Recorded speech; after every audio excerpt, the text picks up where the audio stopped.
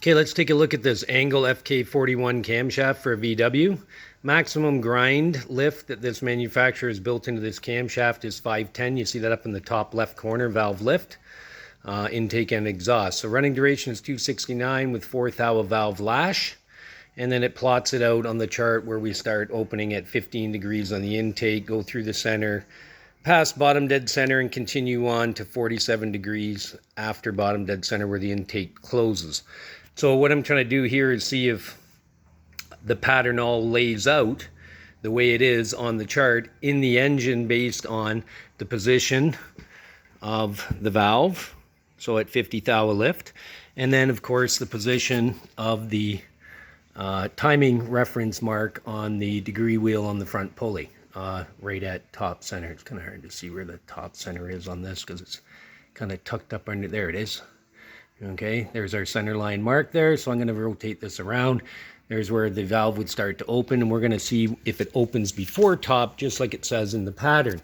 So here, if I rotate this back around, and I get it to on that parting line, let me make sure the camera's sitting in the right spot. My eyeball has to be a little bit different. But there's our 15 degrees, okay, before top dead center, and we should see right here on the dial indicator we're at 50 thou lift. So there we go. So we're at 50 thou lift. We're going to continue on the count here to see what the overall lift is.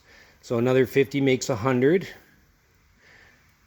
200. Let me restroke my wrench. 300. Camera's wiggling around, so am I. 300. 400. And 10.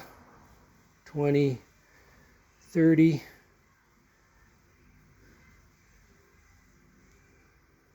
38. Okay, so I got 438 on the intake. So now based on 438, and again looking back at this cam card, we'll go back to the timing degree here in a moment, but looking at the cam card, that 438 lift is nothing near what I have on here. I have gross cam lift at 364, and I have maximum at 510. So that's always going to be achieved by the ratio of the rocker. So I just wrote down a couple things here. So here's our 364 on the pattern, right, which the manufacturer recommends, okay? And with a 1-to-1 ratio rocker, which is typical Volkswagen stock, is 400 lift, okay? So that gives us a little bit more lift. Then if we go with a 125, we should get 455 thou lift. And if we go with a 1.4, which we have right here, it should get us and calculate out to 509, or 509.6, rounded up to 510, which is the maximum lift by manufacturer. So you have the selection. You could run it at 1-to-1, giving you 400 thou lift. This one being 438, I'm running stock push rods, and I'm running lash caps in here. Maybe you can see here, I'm running lash caps. It'll focus in. There's the lash cap up in there. Okay.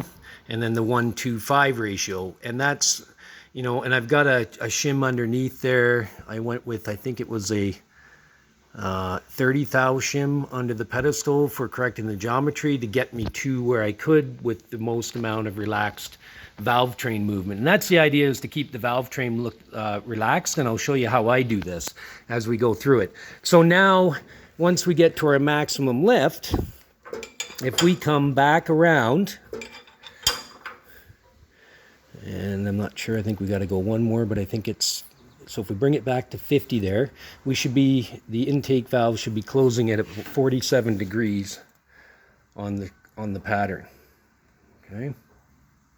So, I come around here, and I take a look, and I'll just continue it on to that 30, 47 degrees. We're just past, so let me go back to it and bring it back up to the 50. So if we end at that 50, so remember this is 50 thou lift again. Okay, we should be close to that There it is, 40. Let's just bring it right to the 47. Yeah, there it is, right there. Come on, focus in, camera. Maybe if I put another image in there. There we go, look at that. It's magic, okay? Not sure if you can see that, but where the parting line is on it, 45, 46, 47 degrees, okay? So there it is right on the chart. So I know for sure, and again, if I bring that back down, then my valve should be zeroed back at 0, the starting point, okay? So it's all relaxed. Now, something I didn't talk about when I was going through this was looking at how much coil bind there is. There's not much coil bind in here. It is a double valve spring configuration. They are heavier springs than normal. They're, I think, I can't even remember the exact numbers. I don't want to start spouting out bullshit, but it's up somewhere in the 230-ish range, open pressure. That's based on, again, how much lift I have in here to make sure that I don't have the coil bind. And there's none. There's lots of room in there. I mean, looking at it physically, there's probably, look at that, there's a hair right there. Going through this again, looking at and setting the geometry is one, getting the rocker arm directly over top of the valve, and this should sit parallel to it. Okay, which it does. Now, the other thing I do, and I'll show you what I check at, is if I go back through the pattern again, and I'm going to put, the lift was 438. So, got to go the other way. I'm going to go all the way around. Bear with me for a second. So, when I get to, I don't like backing them up. I rather go around. I mean, this is a fresh engine. It's got lots of lube in the cylinders and everything. But what I'm going to do is I'm going to go to half the lift. So here we go, starting here. I'm not looking at the crank right now, but so there's 100, 200. It was 438. So let's go another 15 and another 4 to get to that, half that lift. Now, I was taught this years ago. Some guys don't really understand it, but this is what I do. If you look at, and it's kind of hard to see from this end, but what you want to try and do at half lift is make sure that the rocker arm sits parallel to the deck here. And if you can maybe kind of image that one, I don't know if you can maybe see it. It looks, don't look at the other ones because they're on strokes, okay? But here at half stroke, that's sitting pretty well straight across. And the idea there is if you have it straight across, you're not moving the fulcrum point of the ratio of the rocker by having the geometry in the wrong spot. So geometry really is defined by the position of them.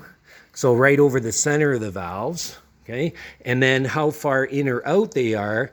And it's all based on also how much push rod you got. So I'm not going to change the push rods to get me up to that 455 a lift. I'm at 438. It's a turbo boosted engine. I'm pretty happy with that. The valve train will be relaxed. I'm not going to lose a lot of friction because of a really high ratio rocker. I tried the 1.4s on there and it's just way too much. It looks like there's no spring area left at all, but there's probably about 30 or 40 in there, but I don't know, we're supposed to go for about 80.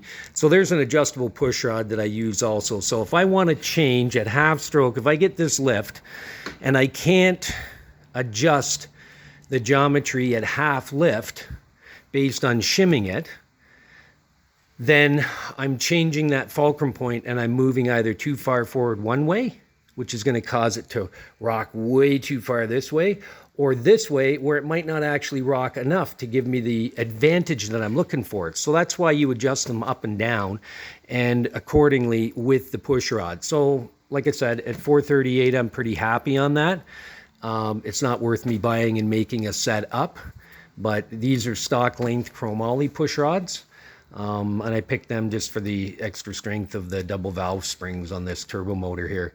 So it's kind of nice to see how the pattern all lays out, especially when you have the cam cart. And I mean, I went through this also on the exhaust side too. The exhaust is a little bit of a different lift. We were at 438. The exhaust was, I think, 435. It was only 3 thou difference in actual difference of height. So again, adjusting these rockers here, you know, is based on the shims that you put in here or not. Okay, and how much you add in there. And you can see I've got some in here. This turns just a little bit snug right now because it's under tension load, okay, because this valve's loaded up, because it is going to push against it and take up the clearance. You want to check it during the actuation so that there is something there. Okay, I can turn that. Okay, so you want to make sure there is something there, even if it's snug. But then you want to make sure that when it's off stroke that it's not too loose either, or it's going to cause the rockers to walk around, and it's going to add a lot of noise to your valve train and potentially create some wear because of increased clearances. So there we go. So I thought I'd run through that with you guys and let you know how I do this stuff and check it to make sure. And again, FK41 camshaft, it's a good build. I've run them in a lot of, or it's a good cam for different builds. I've run them in different engines now, and they all seem to be pretty successful as far as making power.